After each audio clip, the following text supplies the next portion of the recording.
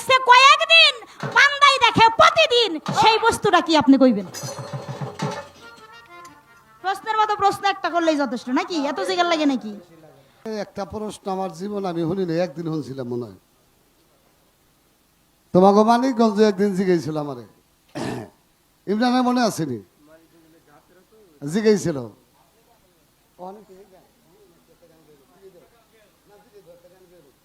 আগে জিজ্ঞে হোক, এই কি জানি আল্লাহ বলে দেখে না। আমি ওইটার পরে চা খাওয়া ধরছি, ইমরান আমার চা খাওয়া বন্ধ হয়ে গেছে। প্রশ্ন হইন দেখি,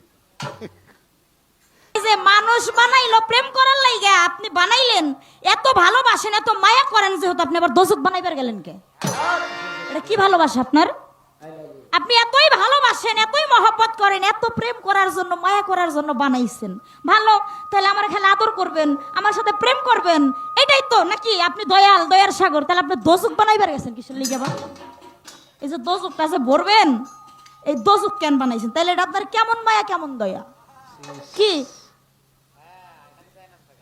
তাহলে তো দয়ার নাম আপনার থাকে না। এখানে যে আপনার তো কৌশল, এই কারণগুলা কি? কয় আল্লাহ তিনি লা শরীক, তার কোনো শরীক নাই, আসছে ভালো।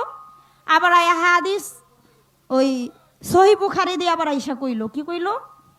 যে মানুষ আল্লাহ আল্লাহ করতে করতে ওই যাতে পৌঁছায়া যায়, ওই মানুষটা যে হাত দিয়া ধরে, ওই হাত দিয়ে আমি আল্লাহ নিজেই ধরি। ওই মানুষ যে পাও দিয়া চলে, ওই পা ওই মানুষটার নামই আল্লাহই নিজে চলি। মুখ দিয়া যাহা বলে, ওই মানুষটা বলে না, আমি আল্লাহ নিজেই বলি। তাইলে একটা মানুষের হাত যদি আল্লাহর হয়ে যায়, পাও যদি আল্লাহর হয়ে যায়, মুখের কথা যদি আল্লাহরই গোয়া হয়, তাহলে ওই মানুষটা আল্লাহর থেকে কি বাকি থাকে নাকি? তাহলে আপনি এই যে এক মুখে কয় পদের কথা কোন? লা শরীক, আপনার কোনো শরীক নাই, সূরা ইখলাস দিয়ে বুঝাইলেন, আবার এই জায়গায় আপনি মানুষের মধ্যে এসে মিশে গেলেন। এত সুবিধাটা কই পাইছেন? এত সুবিধা কিন্তু দোলন সরকার দিব না, কোনো খাতির নাই। আজকে পরমের খবর আজকে আনায় দিব নাকি?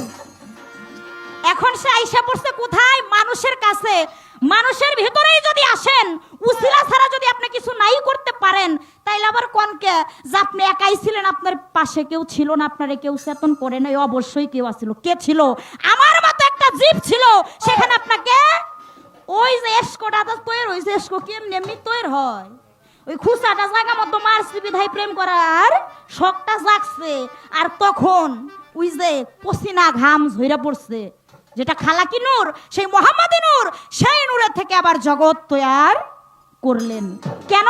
প্রেম করার জন্য। এটা কি এমনি এমনি হয়? ও বাজান, একটা মানুষের এই যে আমরা যে ঘাম দেহের থেকে ঝরে, আপনি কোনো পরিশ্রম করবেন না, কোনো কিছু করবেন না, আপনি নিশ্চিন্তা নির্দ্বিধায় আপনি বেবুর হয়ে থাকবেন, আপনার শরীর থেকে ঘাম ঝরবে? দেখবেন আপনি যে কোনো বিষয় নিয়ে যদি একটা চিন্তা করেন, ভাবনা করেন, আপনার মাথার ভিতরে এটা যদি ঘুরে একটা সময় এটা নিয়ে ভাবতে ভাবতে দেখবেন হঠাৎ করে আপনার শরীর সবকিছু ঘাইমে গেছে, আপনি কেমন জানি হয়ে গেছেন।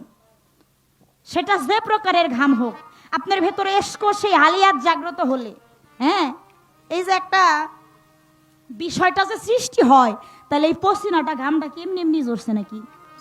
অবশ্যই এটার ভেতরে একটা কিছু আসছিল, তাই ঝরছে। আর সেইটা ঝইরা এই যে এত কিছু তৈয়ার করছেন আপনার অংশ থেকেই, সেটা ওই খালাকি নূর থেকে আবার সেপাতি নূরে সারা জগৎ, সেটা আপনি বলে গেছেন তৈয়ার হইছে। তাইলে ওই জায়গায় আসছিল না কিছু, এমনি হইছে ছিল। তাই তো আপনি যেথাই ছিলেন, আমিও সেথাই ছিলাম। আমি দূরে ছিলাম না, কিন্তু এখন আইসা কেন আপনি পরিচয়টা দেন, অস্বীকার করেন? যদি আপনি ভিন্নই থাকেন, তাহলে আপনার এত পাওয়ার, এত ক্ষমতা, আমার মতো জীব কেউ ছিল ছাড়া আপনি সামনে আসেন তো দেখি। তো এই যে আমি তোর আল্লাহইছি, কি আপনি সাক্ষাৎ করেন আমার সাথে, পরিচয়টা দেন যে এই যে আমি তোর খোদা আল্লাহইছি, আমার সাথে সাক্ষাৎ কর।